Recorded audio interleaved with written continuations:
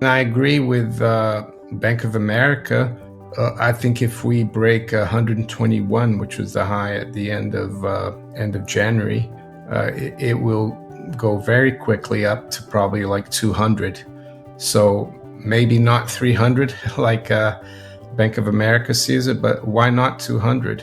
And I think in the last few months, since the top in gold and silver, the euphoria and the froth has been taken out of the market. And there's a wall of worry right now. I think there's a lot of worry. If I had to pick a number, I would say we could go as high as 7,000 by the end of this year.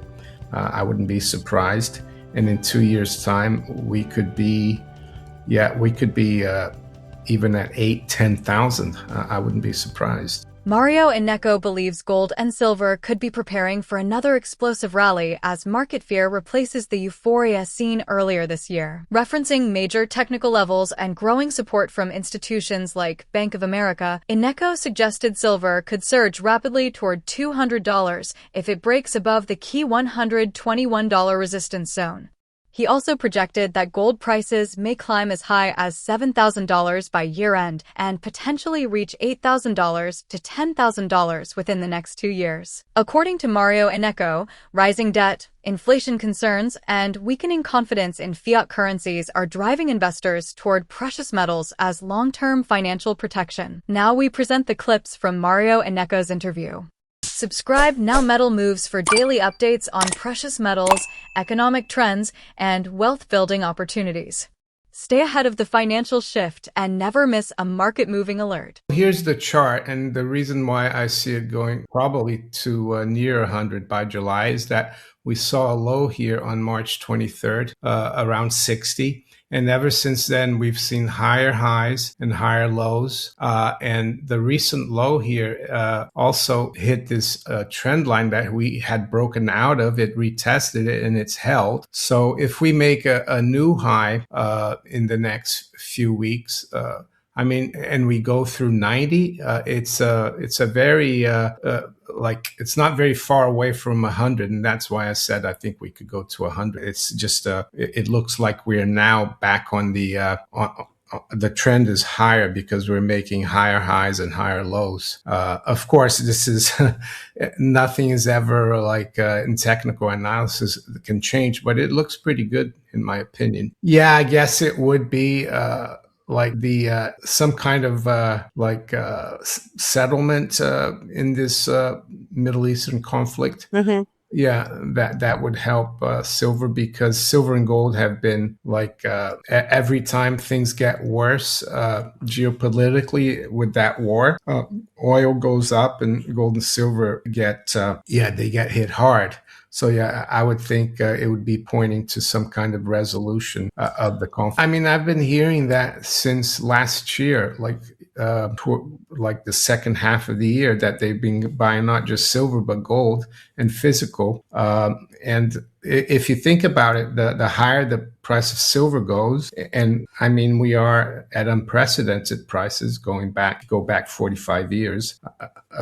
If someone had told you like a year ago that silver would go up above 100 and would be at 75, people would have questioned that, because that 50 level had been such a big barrier. But the higher the price goes, the more interesting it becomes as a reserve asset, because it's more interesting to hold gold in the central bank vault if it's at $150 or $200 than it is at $20. So it's less bulky. And I think the other reason they're buying physical silver is because there's a realization that countries need to safeguard real things, real raw materials for developing new technologies, AI, and also for electrification, especially with what's going on in the Persian Gulf with the Strait of Hormuz.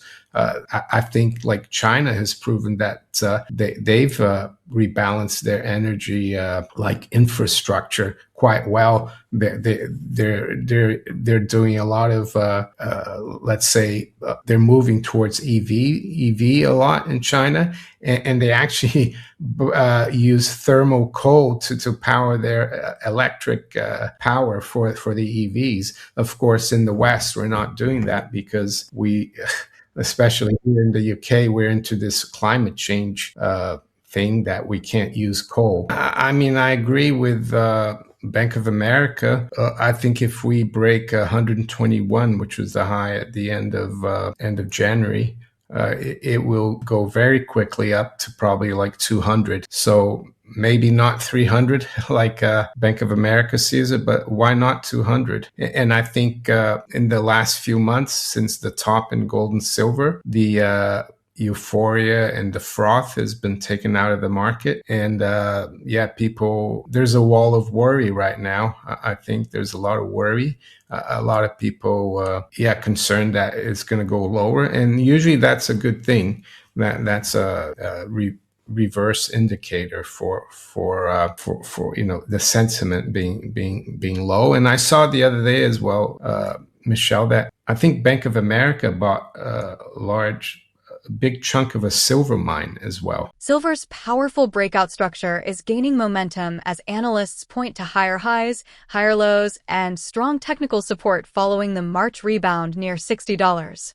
With silver approaching the critical $90 resistance zone, many investors now believe a rapid move toward $100 and potentially $200 could unfold if bullish momentum continues. Rising geopolitical tensions, energy market instability, and growing central bank interest in physical precious metals are strengthening silver's appeal as both a strategic reserve asset and industrial metal for AI and electrification technologies.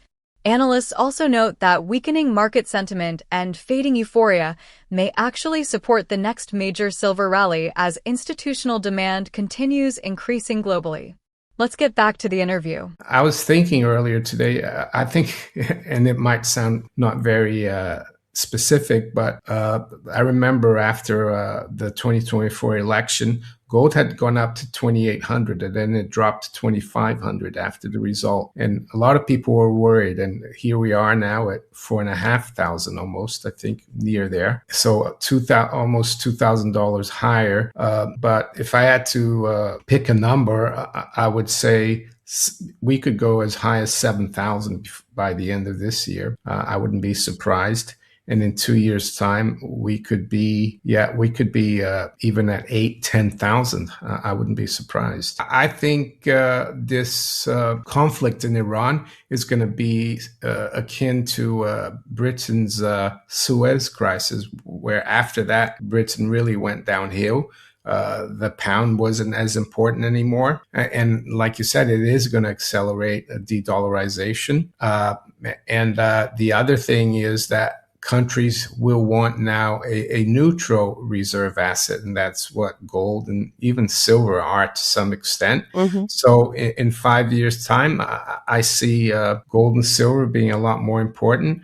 But also for countries, they're going to be dealing more in their own currencies, and especially still dollars and also yuan and the euro. And maybe some other currencies. That's how I see it. So it's going to be a lot more decentralized. It's going to be a multipolar currency system with gold and silver as the major reserve assets, I would say. Because why would you want to finance the U.S. or why would the U.S. want to finance China by holding their treasuries or vice versa with the EU. So yeah, that's how I see the world system. Well, it might not even be a system. It might be just like it just evolves like it did in the 19th century.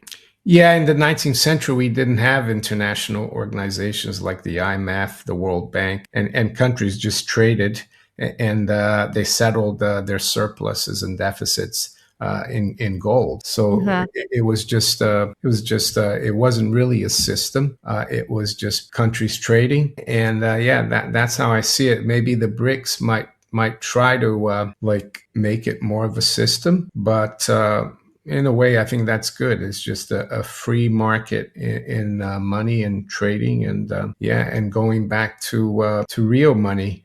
After all, it was J.P. Morgan who said that gold is money, everything else is credit. Gold and silver could become the foundation of a new global monetary era as rising geopolitical tensions, de-dollarization, and weakening confidence in fiat currencies reshape financial markets.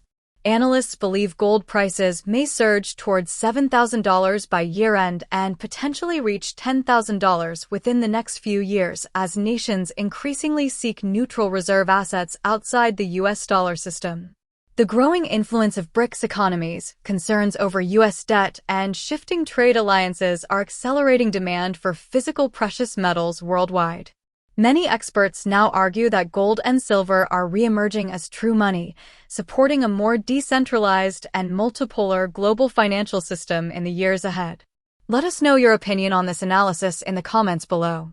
If you enjoyed this video and found it valuable, make sure to subscribe and enable notifications so you never miss our latest updates on gold, silver, crypto, and global markets. Thanks for watching the Metal Moves. We'll see you in the next video.